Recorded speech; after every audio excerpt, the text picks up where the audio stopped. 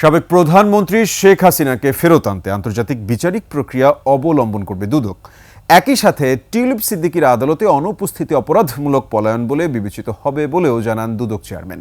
সাবেক পররাষ্ট্রমন্ত্রী হাসান মাহমুদের বিরুদ্ধে মানি লন্ডারিংয়ের দুটি মামলা হয়েছে। একই সঙ্গে অনুসন্ধান করা হবে ক্রিকেটার সাকিব আল হাসানের দুর্নীতির বিষয়েও। আদিত্য মামুনের রিপোর্ট। দুদকের নতুন কমিশনের ৭৬ কর্মদিবসে অর্জন ও সাম্প্রতিক সময়ে আলোচিত ঘটনাসমূহ নিয়ে এই সংবাদ সম্মেলন।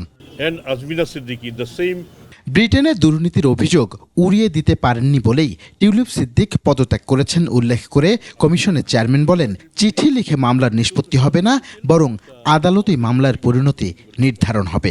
দুর্নীতি দমন কমিশন মিস টিউলিপ সিদ্দিকীকে ইতিপূর্বেই জানিয়ে দিয়েছে আদালতে হাজির হয়ে তারা যেন অনুগ্রহ করে এই অভিযোগের মোকাবেলা করেন। সাবেক প্রধানমন্ত্রী শেখ হাসিনার নামে দুদকে মামলা থাকায় তাকে ফেরাতে আন্তর্জাতিক বিচারিক প্রক্রিয়া অবলম্বন করার কথাও জানায় দুদক। আমার কাছে সাবেক প্রধানমন্ত্রী শেখ হাসিনা কিংবা দুর্নীতিগ্রস্ত একজন সাধারণ জনগণের মধ্যে কোনো তফাৎ নাই। আসামি অ্যাবসকন্ডিং হয়ে থাকে, তাহলে সেক্ষেত্রে সে আসামিকে আনার জন্য আরও প্রক্রিয়া আছে, ইন্টারপোল আছে এবং অন্যান্য যত সব প্রক্রিয়া আছে আমরা অনুসরণ করব।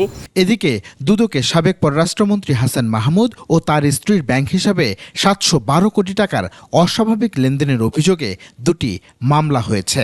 ৯টি ব্যাংক হিসেবে আমরা ২৯ কোটি টাকার অস্বাভাবিক লেনদেন আমাদের চোখে পড়েছে। দ্বিতীয় মামলাটিতে দেখা যাচ্ছে ৫৬টি অ্যাকাউন্টে ৬৮৩ কোটি টাকার অস্বাভাবিক লেনদেন পরিলক্ষিত হয়েছে এবং তিনি যখন পররাষ্ট্রমন্ত্রী ছিলেন সেই সময় ঘটনাটি ঘটেছে।